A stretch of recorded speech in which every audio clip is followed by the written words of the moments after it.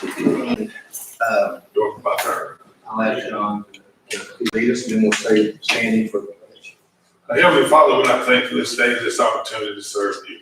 Lord, we ask you today, help this court make the best decisions for people of Limestone County. Lord, we ask you to please help the people of this country that have a coronavirus be healed, and for those who don't have the coronavirus, so that they be protected and never receive it. Lord, we ask you to help everybody in this country come through this time, help our leaders make the right decisions, get our economy back up. Right now, the American people need your help more than they've ever needed, and of course, the people of the world need your help more than ever. So please come to our rescue. Thank you very much for your time, especially those things we never recognized. Without them, we pray. Allegiance to the flag of the United States of America, and to the republic for which it stands, one nation under God, indivisible, with liberty and justice for all. Honor the Texas flag. I pledge allegiance to thee, Texas, one state, under God, world indivisible. Okay.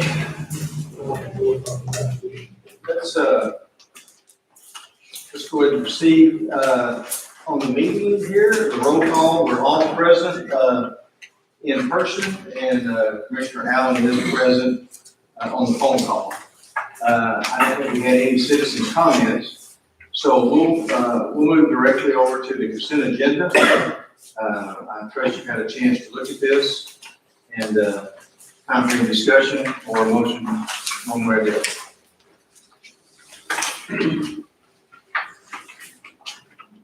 So move to accept the consent agenda. Okay, we do have a motion and a second.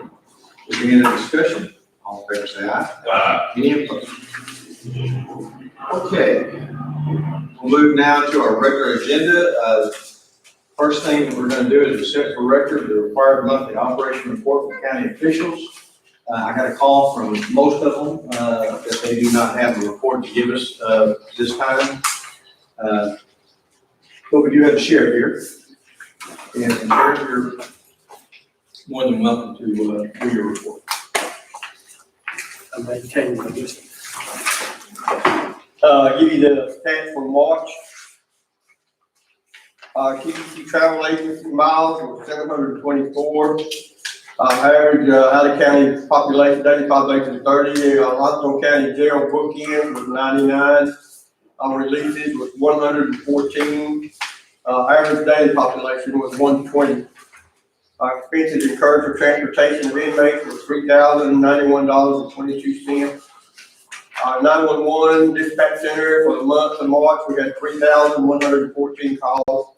Of that, 1,106 were 911 calls, and we had 2,008 non-911 calls.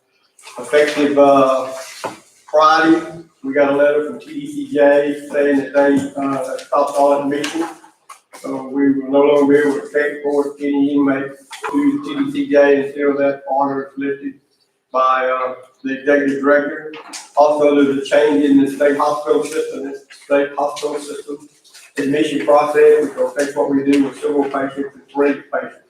The forensic side more or less just shut down, and it'll be harder to get somebody in on the civil side as well.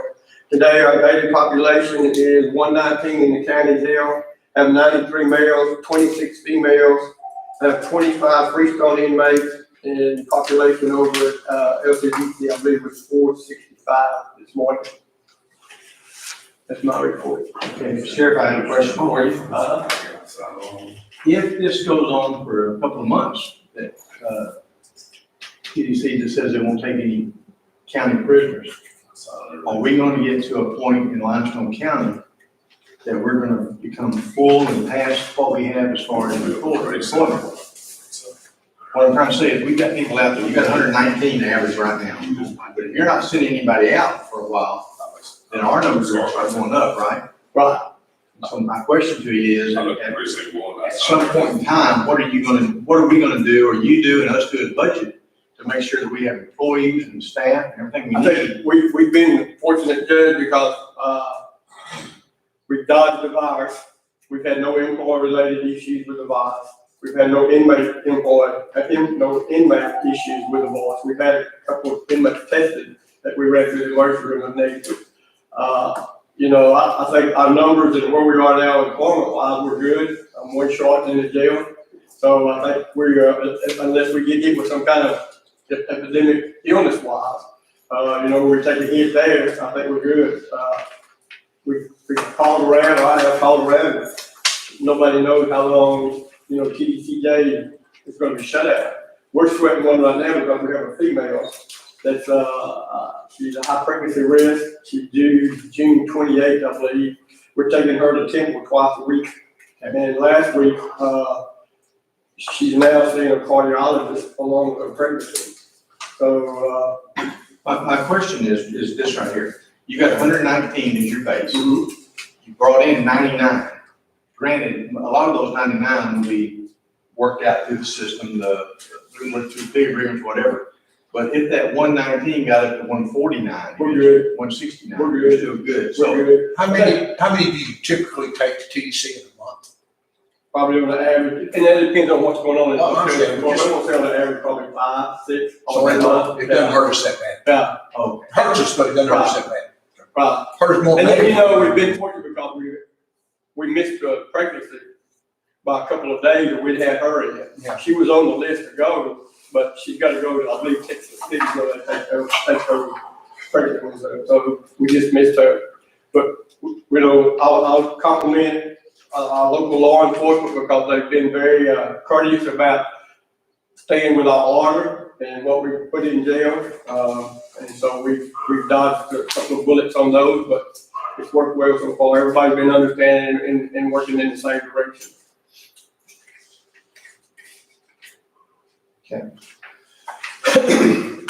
and when I'm looking at your report here, you're saying that the total expense incurred while transporting prisoners was $3,000, almost $3,100. And that's transporting those. TDC mostly, most all of them, not all of them are taking, we go out and pick up, bench warrants. Okay. And then also we go out and actually pick up felonies that get arrested in other jurisdictions. And yes, you know, the TDC transport, most of the time, those are two person. Particularly we're hauling a female, and you're gonna have a male and a female employed doing the transport. I think we've already done that. Okay. Anything else? That's it. Any other question? Before we get off the reports, we have the report from Kenneth Ellis. Okay. Yeah, I'm gonna get it. Okay. I would like for us to encourage him. He says he's taking vacation time, which he should do. But I would like for him to take this comp time, maybe in lieu of some of his vacation time. Maybe somebody will look, he has 167 hours comp time. I think this is a good time to get that down because we kind of, I won't say we put our feet in concrete, but we've attempted to quit paying comp time and more people take it off. I think that before he takes his vacation, we'll get rid of some of that comp time. Let me just say this to you. I called the state and asked him about that, Mhm. and that's not our decision. That's his decision. That's something he owns. He can take it as he pleases. Trust me, I already went there. The first thing I said when this came up is, he asked me what to do. I said, man, you might want to get rid of that comp time. Get rid of that. So I called TAG and asked them, is that something that we have any authority over? And we had no authority. Okay, if he doesn't want to take any of it now, when this is all over, then we'll adjust that. Well, I'm just saying, that is something that he owns, it's his personal, and we can't tell him how to take it. I hate to say it. But, I mean, I don't hate to say it. It's Not just- during this virus, we can't tell him that. No. Well, anytime. Anytime, we can't tell anybody how to take their comp time. We can't make them take their comp time, is what I'm trying to say. And trust me, I called them that because that's something. I understand it during the virus, we'll discuss that. Okay. Anything else on the reports? I need a motion to approve these reports. So, Second. You have a motion and a second. Any other discussion? All in favor, say aye. Aye. Any opposed? Thank you, Jerry. Okay. All right, here we go then. The next item on the agenda is to receive and approve a safety report concerning any actions of safety concerns in the past month. Commissioner Allen, did you have a chance to do a safety report? yes, we We had a safety meeting this morning at Road Bridge, and we have had no accidents since the last meeting. So maybe we set the safety report. So we do have a motion and a second. Any other discussion? All in favor, say aye. Any opposed? Okay, now then, we've got the next item, number 9, is discuss possible action on enacting county burn ban. I think we can pass that.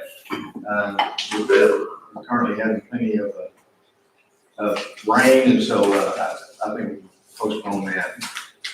Next item is going to be discuss and or take action on a request for cancellation of certain lots in the Sassafras Cove subdivision filed on behalf of Long Ridge Land Company, LLC, in the exception of lots 11, 12, and 13. Bobby Reed has submitted that. As y'all may remember, in Commissioner Court passed, this Long Ridge Land Company, LLC, came before us and asked us to certify this addition that they're wanting to put up for new lots and homes. We did that. Unfortunately for the Long Ridge Land Company, LLC, the appraisal district went out there and put an appraisal on this thing of around $50,000 per acre without any of them being sold. They are now asking if they can go back and only do 3 of these lots, so that they don't have to pay that much money on lots that they have not sold yet. So that's what Bobby Reed is asking. The Long Ridge Land Company, LLC, I believe, is asking us to do this, and so I'll put that out to y'all. We did get a letter from the appraisal district saying that they were fine with this. So I saw that. Second. We do have a motion and a second to approve this. Any other discussion? All in favor, say aye. Aye. Any opposed? All right, that motion will pass. Item number 11 is discuss and or take action on approval of the Limestone County, Texas multi-jurisdiction hazardous mitigation plan. Matt, you want to address this real quick? Yeah, briefly, this is a plan that we're required to have to get any grants or anything. It's paid for by a grant, didn't cost us anything. That's simply, saying that you approve it. I've got it on the desk. It's about that thick if you'd like to come by and read it, but it's all good. Okay. I need y'all's thoughts on approving this hazardous mitigation plan. So moved. We do have a motion. Second. And a second. Any other discussion? All in favor, say aye. Any opposed? Okay, that motion will pass unanimously. We'll go into item number 12, and that is to discuss and or take action on proclamation on National Public Safety Telecommunications Week, April 12th through 18th. We would like for the dispatchers to be here, but of course, under the current situation, they're not able to. And so I will say that this is an area that I have really come to know a lot about here recently, and have a lot of respect for these folks who do this. Let me go ahead and read it real quick. I'll read it as fast as I can, but this is the proclamation that we're going to proclaim that the week of April 12th to 18th, 2020, be National Public Safety Telecommunication Week. And whereas in an emergency, most Americans depend on 911 each day. More than 500,000 public safety telecommunicators answer desperate calls for help, responding with services that save the lives and property of citizens in need of assistance. And whereas public safety telecommunicators serve our citizens daily in countless ways, the work of these unseen first responders is invaluable in emergency situations, and each of these dedicated men and women deserve our heartfelt appreciation.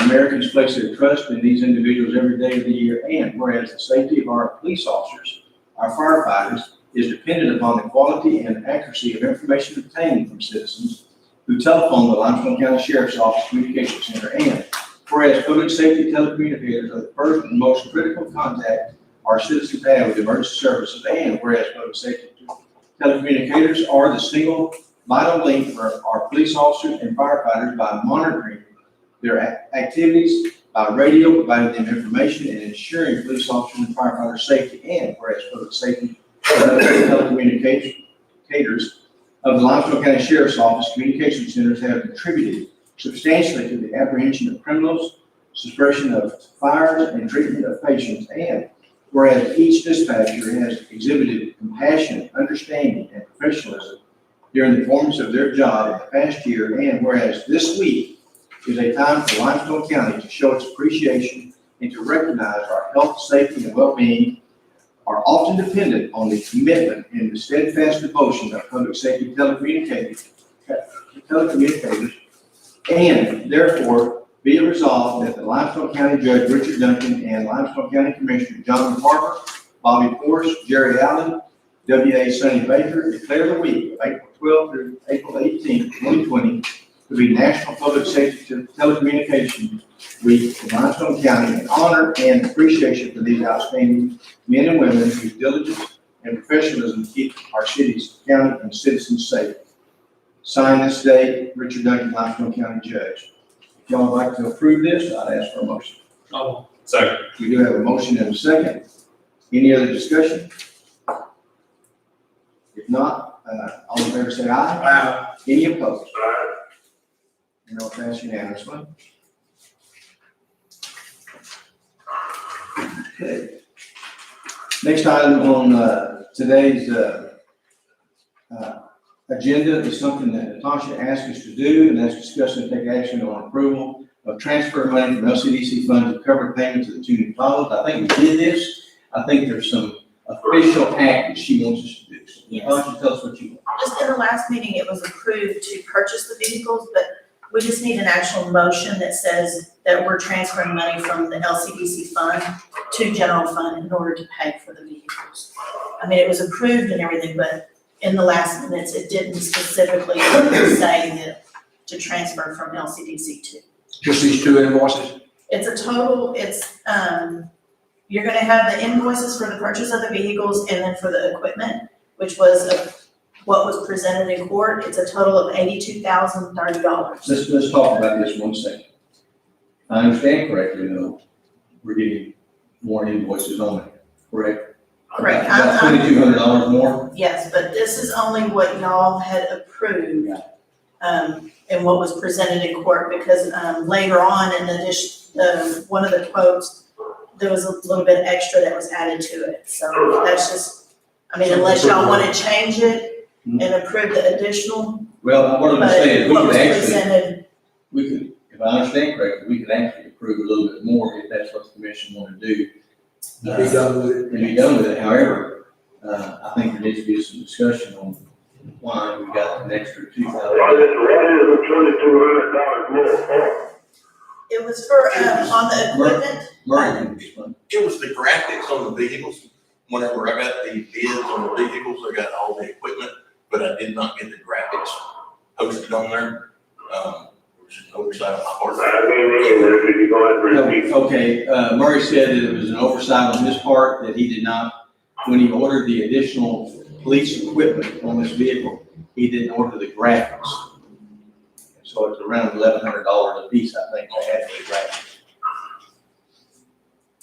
That's the part that had been posted to the sheriff and all the insignias to the And my question to you is, the ones that we bought 2 years ago were the $10,000, and then they had all that. Did they go up that much? The company that's doing this? It's the same company? Same company, same color, they use those specs from that and is what they ordered. I don't know if there's a price difference due to H1, I don't know what the price difference is, other than the amount of years, and that's what they said it was. I'll leave that up to y'all if y'all want to approve. What was the actual amount that we approved? 81? No, the original was $82,030, but then the difference was about $2,250. So it'd be 84,000 and 84 to 80, let's say up to 83,000. Or 84, a little over. I mean, up to 84, up to 85,000 actually.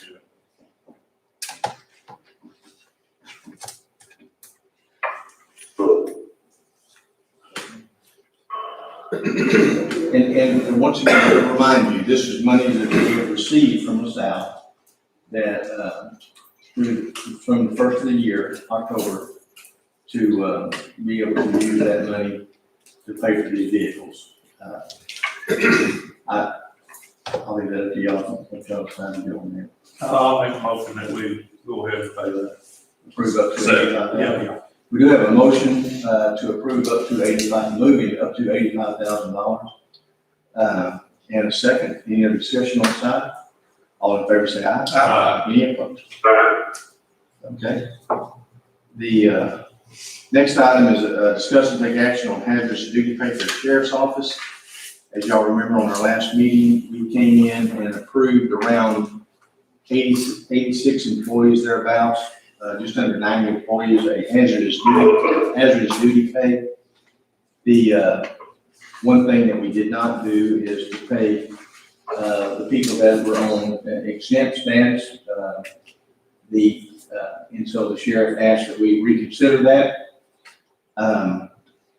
I will say that, my personal thoughts were always, even when this first came up, to us, was that the deputies that are actually making,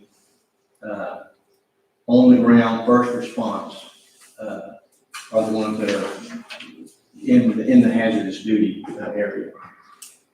However, you know, one of the things that I want to say, and I thought about this a lot since this has happened, is that there's been some discussion on how this commissioner's court does not always give an appearance of being on the side with the sheriff's department. I'm going to disagree with that, and I'll say that because of this right here. Limestone County Commissioner's Court every year passed close to a $9 million budget in support of the sheriff's department. Like I said, we just gave 86 people hazardous duty pay, to include the dispatchers who are confined in a very small room, basically breathing on each other, and they can't take off. But we got to have someone out there. And so by not giving the exempt employees this, I really didn't think it was going to be a big, I didn't know anyone would be concerned, because we did get monies to the people that were on the front lines in the hazardous duty. However, that being said, I did honor the sheriff's request to put it back on the agenda. And right now, we've had a request, and if I understand it, Sheriff, it's for the 4 people we did give. You said you didn't care for it, but I'll for the other 4, exempt myself, but I am worried about my supervisor. right, you were worried about your supervisors. And then also, you mentioned to me about the office personnel. Are they still, I think we've settled that, yes. is that something you're not considering today? Well, I kind of took it upon myself to explain to them what we're doing in the courthouse. Okay. They told them they could shut the door. Yeah. Put a notice on the door, provide them with hand sanitizers and masks if they want them. Okay. You know, the supervisors are not stuck in the office. They're out on the front lines too. They're responding to calls. So they're just as in danger as anybody else is. Okay. We're just saying you're exempt. That's not going to exempt them from getting the virus or getting exposed to the virus. But primarily, they're not the ones that are making the initial calls. Normally, We're all y'all making be calls. called back out at some point in time. Right? We're all making calls. But what I'm saying, y'all would normally make the initial call. When a call comes in, dispatch normally calls one of the deputies, and then if they need y'all, then they call you. It's not a situation that y'all are making the initial call. That was my only point. This hazardous duty pay is for the initial call. If I'm wrong, let me know. So let me say that we're mobile. So when we get a call and it's a two officer call, they're not going to not go to it simply because they're a supervisor. They're making a call just as well as the patrol guys are making it. And I've got one supervisor that's in the jail that's around the inmate population of his whole shift. So he's in and out all around the population. So why should he not be included in the hazardous duty pay? I'll leave that, again, you want it on the agenda, it's on the agenda. I'll sit here and wait and see what the voice is of the Commissioner's Court. Yes. But they do have the option that some of them will stand at home, right? Hang on a second, Jerry. We have one person in the jail that's also considered a clerical. Does she, talk about Stephanie, Who you talking about? Stephanie McCurry? What is she? She's in the jail. She's a, She, but she's she, not gonna be considered with the clerical. She's gonna be considered with the jail. well, she carries a jailer's license. Okay. And she I does just wanted jailer's to make license. sure. Yeah, she does a commissary, but she has hand-to-hand contact. Okay. So she's one of those 46 in the jail. Yeah. Okay, I'm sorry, go ahead, Jerry. I said, a lot of them do have the option of staying at home, right, and staying safe. Well, secretaries and stuff. Yeah, the secretaries are pretty much taken off the table. The sheriff said that he explained to them about their, that they were basically just like we were here in the courthouse. So right now, we're basically only talking about, 4 people. That would be,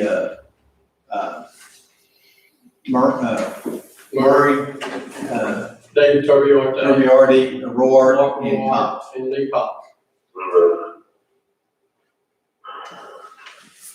Okay, the one we approved before was 82 employees evidently, because this adds up to 86 on this new, Okay. hazard pay. I knew there were quite a few that we did already approve. And I have made a motion for that, and I didn't realize it was weren't included in that. I'll just say my 2 cents worth, and then we'll go from there. In discussing this some, I believe Turbiardi and Roar and Cox definitely qualify. I believe Murray should qualify, except what was said to me, and Murray don't think it's wrong, is that you run for sheriff and you're the elected sheriff. And I want to, if it will appease everyone and we can do this, I would like to see Cox and Roar and Turbiardi receive this. It amounts to $160 a person, or about $640 total if we get 4. If we do the 3, that obviously takes that down to what, less than $500 or about $480. And it's not about, to me, about the $480.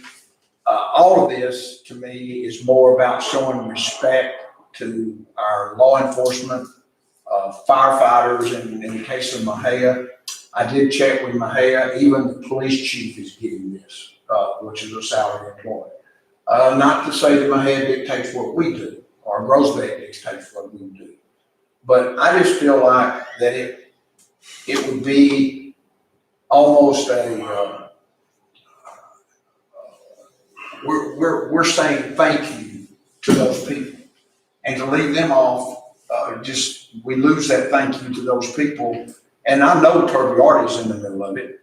And I know Roark, if there's a burglary, I mean, he's an investigator. He's gonna go in somebody's house and all that. I'm eliminating Murray because of what the discussion took place. But I know, the morning of the tornado in Port Enterprise, I know during the day you were with people all day long. Had to cut and go and drag and pull and so forth. So if I could get the other commissioners to agree, I would love to make this figure include everybody but Sheriff Wilson and Murray Agnew. Any other discussion on this? I mean, personally, I think they're all supervisors, and sometimes you go to a little bit further. As a supervisor, you're a leader of your department. Well, I make a formal motion that we approve, would be 85 instead of 86. It would be all the law enforcement personnel, excluding Sheriff Wilson and Sheriff-elect, Chief Deputy Murray Agnew. Okay.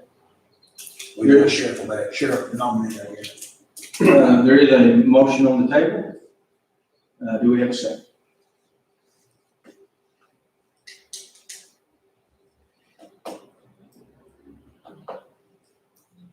Okay, that motion will die for lack of a second. That being the case, I don't know that we actually have to have either. I guess we would take an action then not to do this. Do we have a motion not to approve those 4 for this hazardous duty pay. So moved. Okay, we have a motion. Second. We have a motion and a second. Any other discussion? All in favor say aye. Any opposed? Okay, for the record, it was, 4 ayes and 1 nay. Commissioner Forrest voted no. Okay, let's go ahead and move then. It is 9:33, we'll say. We will now enter into an executive session. And, I'll ask that y'all excuse us while we talk about, the, business of Texas Government Code 551.072, deliberate, about possible purchase or sale of property. Thank you.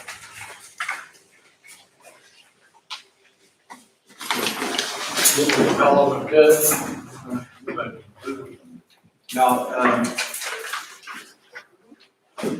Rodney, are y'all on the phone yet?